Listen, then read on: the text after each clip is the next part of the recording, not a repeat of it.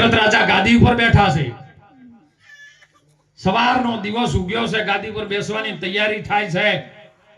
નાઈ ધોઈ મુગટ શિરે ચડાવવા જાય છે ને દર્પણમાં તાકે ને તો માથાની અંદર એક સફેદ ધોળો વાળ દેખાય છે.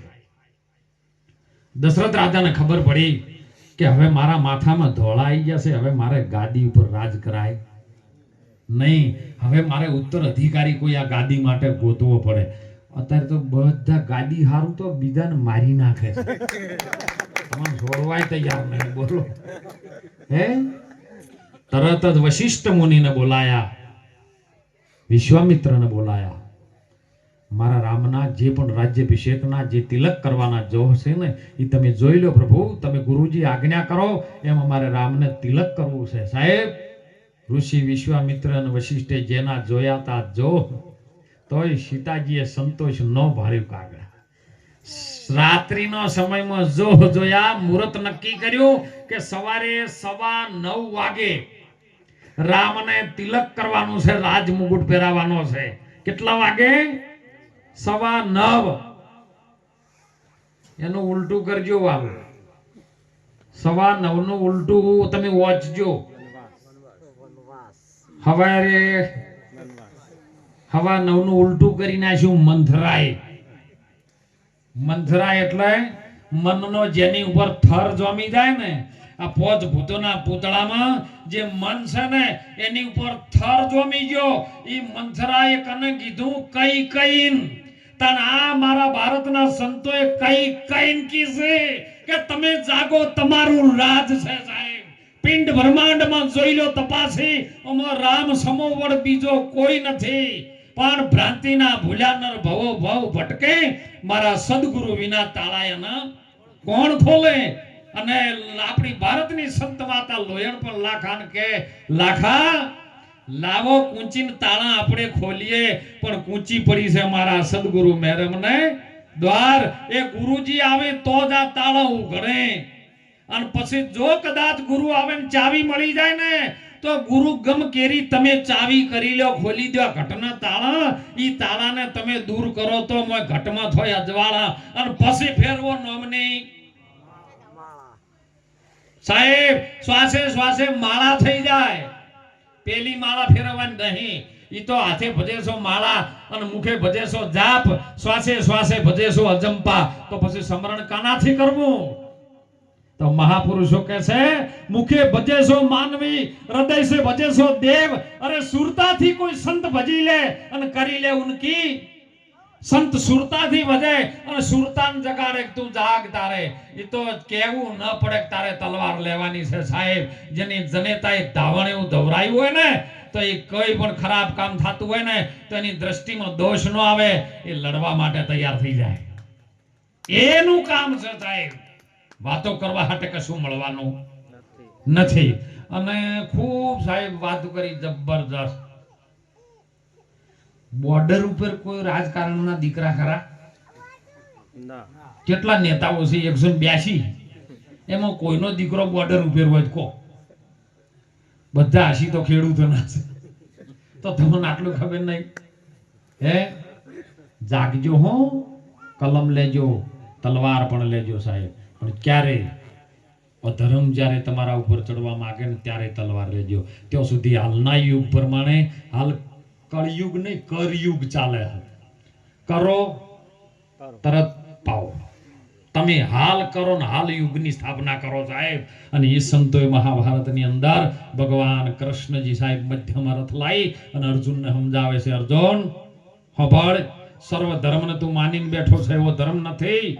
તારા હજારો જન્મ થઈ ગયા છે અવતારમાં. તારા શરીરના એ શરીર ધારણ કરેલો આયેલો અર્જુન, તું આ ઓને ધર્મને મૂકી દે. મોનેલા ધર્મ કામ નહીં આવે. એ ધર્મને તારે જાણવાનો છે. અને હું ક્યાંથી આવ્યો છું એ મને ખબર છે. અને તારા અસંખ્ય જન્મ થયા અને મારાય થયા, પણ મને ખબર છે તને ખબર નથી. મને હમણાં ડીસા કોકની પ્રશ્ન પૂછ્યો, બાપુ કૃષ્ણ ભગવાન એમ કહેતા અર્જુનને કે તારો જન્મ થયા એ તને ખબર નથી અને મારા અસંખ્ય જન્મ જુગોથી થયા એ મને ખબર છે. તો અત્યારે એ ખબર હોય ને આપણને ખબર ખરી? કીધું તરત ખબર પડે. જો પાડવી હોય ને અનુભવ હોય તો ગુરુ મહારાજે દ્રષ્ટિ આલી હોય અને જો અનુભવની ઓખ ખુલી જાય તો તમને તરત ખબર પડે કે આગલા જન્મમાં આવ્યો માણસ શું હતો. તો કે બાપુ કેવી રીતે કીધું આટલી બધી સભા બેઠી હોય ને હીરો ઘેઘાશે કરતો સમજો કાર્યો આગલા જન્મમાં ઓદરો હતો. કોઈની વાત ના માનતો હોય અને બોલ બોલ કરતો સમજો કે આ કૂતરો હતો. આ તરત ખબર પડે છે એમ ન પડે સાહેબ. આ શરીરના જન્મ થયા છે, તમારા જન્મ કે મરણ થાય એવા નથી સાહેબ. એ જ અર્જુનને સમજાયું મધ્યમ રથ આવ્યો તો આપણો રથ પણ મધ્યમ આવ્યો છે. પોતપોતાના પોતપોતાના શરીરમાં સાહેબ એક બાજુ પાંડવો છે અને એક બાજુ કૌરવો છે. બંનેનું યુદ્ધ લડાઈ રહ્યું છે, ઘરે ઘરે લડાઈ રહ્યું છે. પણ જો જાગી જાય, ભગવાન કૃષ્ણજીના હાથમાં જેની લગામ આવી જાય, હે પ્રભુ લે આ રથની દોરી તું ચાલ અને તું જો લઈ જઈએ હું આવવા તૈયાર છું. એવી સદગુરુના શરણમાં કદાચ આ વાત આપણને સમજવા મળી જાય ને તો હાલે આપણું યુદ્ધ સાહેબ મહાભારતનું ચાલી રહ્યું છે મટી જાય એવું છે અને પોતાનો નવી એક યુગની સ્થાપના થાય એવી છે. એટલા માટે સંતો કહે છે કે તમે જાગજો, પોતાનામાં જાગજો તો જ તમે રાષ્ટ્રમાં જાગી શકશો, ન કે જાગી શકવાના નથી. અને એટલા સંતો મહાપુરુષો જે વેદ પુરાણની અંદર કોઈ ખોટું નથી સાહેબ. બધું ઋષિમુનિઓની પરંપરા છે અને ઋષિમુનિએ પોતાનો અનુભવ કર્યો છે. સત્યયુગની અંદર જે સત્યથી ચાલતા, સત્ય સિવાય બીજું કોઈ ન કરતા, સત્યના માટે જો પ્રાણ આપવો પડે ને તો હરિશ્ચંદ્રએ કીધું છે. એ વખતથી ચાલ્યું આવ્યું છે, આજનું નહીં.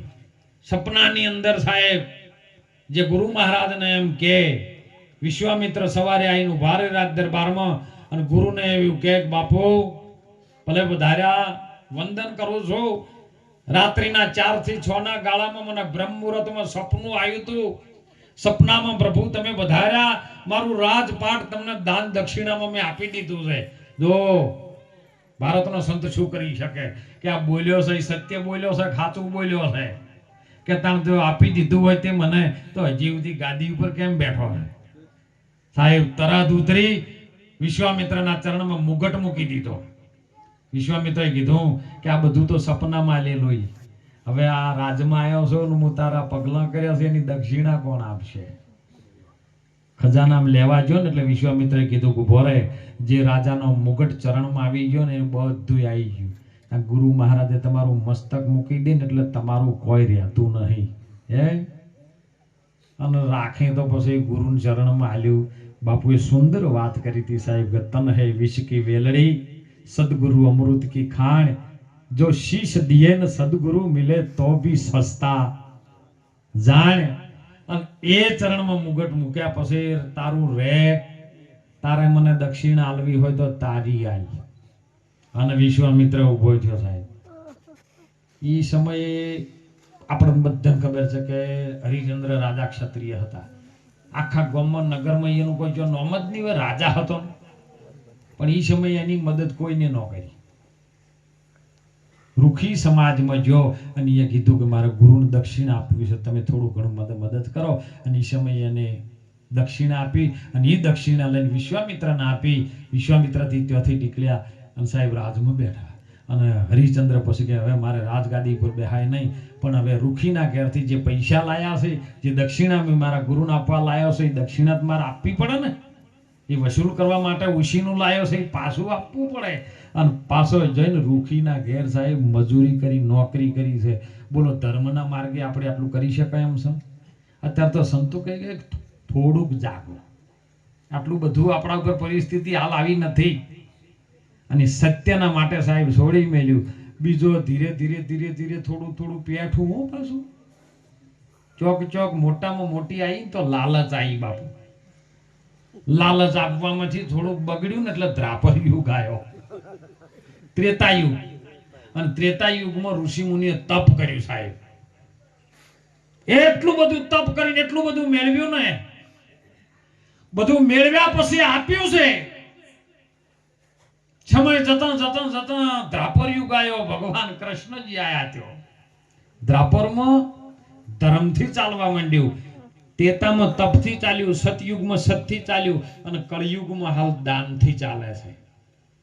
આ ચારની પ્રથાઓ છે સાહેબ, પણ સંતોએ જે આપ્યું ને એ વિશ્વનો કોઈ આપી શકે નહીં. સંતોએ તમને એવું અભય જ્ઞાન આપ્યું. કારણ કે જીતવું હોય ને તો પેલા તો હમણાં કીધું કે રાવણ મરી ગયો, કોઈ બાચી રાખ્યું, રોમે રાવણનો વંશ બાચી રાખ્યો, તો અત્યારે આવ્યો જ નથી. આવ્યો ઘેર ઘેર એક એક નહીં રાવણ. હે તમને પૈસાનું અભિમાન આવે તો એ અભિમાન નામનો રાવણ છે. અને આ 10 ઇન્દ્રિયોનું જે બનેલું છે ને, ઓમ 14 ઇન્દ્રિયો, પણ દશાનંદ જેને કેવરણ હતો કે જેને કામ, ક્રોધ, લોભ, મોહ, ક્રોધ, રસ, શબ્દ, સ્પર્શ અને મત્સ્ય, આ 10 પ્રકારના દોષ જેનામાં ધારણ કરી અને 12 મુખી જીવન જીવતો હોય ને, એ હાલે દશાનંદ છે, રાવણ છે. પણ દશરથ, જો અયોધ્યામાં રામના બાપા હતા દશરથ, એને 10 ઇન્દ્રિયોનો રથ કરીને એના પર બેસી ગયા અને પેલો રથ કરીને આકાશ માર્ગે ઉડતો હતો. રાવણીનો એ જ. એમાં એવી વાત આવી હતી કે પુષ્પક વિમાન લઈને આકાશેથી ઉડીને 2 શિલાઓ લઈ ગયો છે સાહેબ. આ પેટ્રોલ ડીઝલની ખોજ 300-400 વર્ષ પહેલા થઈ. તો એ વખત આ એરોપ્લેન શેમાંથી ઉડાડતો હતો? કોઈને તપાસ કરી કોઈ દાડો? વિમાન પેટ્રોલ વગર કે ડીઝલ વગર તો ઉડે નહીં. પણ હવે એનો ઇતિહાસ ઋષિમુનિનો ખોળેલો હતો, બીજા કોઈને નહીં. કારણ કે ઋષિમુનિના ઇતિહાસ ઉપરથી ભારતના વિજ્ઞાનીએ શોધ કરી છે સાહેબ, કે અત્યારે સૂર્યપ્રકાશ બેટરીઓ આવી, સૂર્યનું કિરણ પકડે અને ગાડીઓ હેડવાનું ચાલુ. બોલો થઈ કે નહીં? તો એ વખત સૂર્યના કિરણથી રાવણે શોધ કરેલી હતી. ના પુષ્પક વિમાન એની પાસે હતું, કુબેરે ગોત્યું હતું સાહેબ. અત્યારે એ જ સૂર્યના કિરણથી આ સૂર્યમાં કેટલી તાકાત છે કોઈને ખબર નથી. અને એના ઉપરથી બધું હેડતું હતું. પણ આપણી સંસ્કૃતિ ભૂલી ગયા. કેમ કે જૂઠું વળગ્યા છે.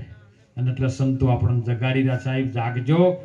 રામ જેમ જાગીને રાજ કરી ગયા, છતાંય એવું રાજ કર્યું ને આપણે ઘણી વખત ઘડિયા કહેતા કે હવે ચેદાડો રોમ રાજ આવે, અને ઘણા કહેતા ઘડિયા કે અમારા વખત તો રોમ રાજ હતું. પણ હવે અત્યારે બધું ચોથી આવ્યું છે.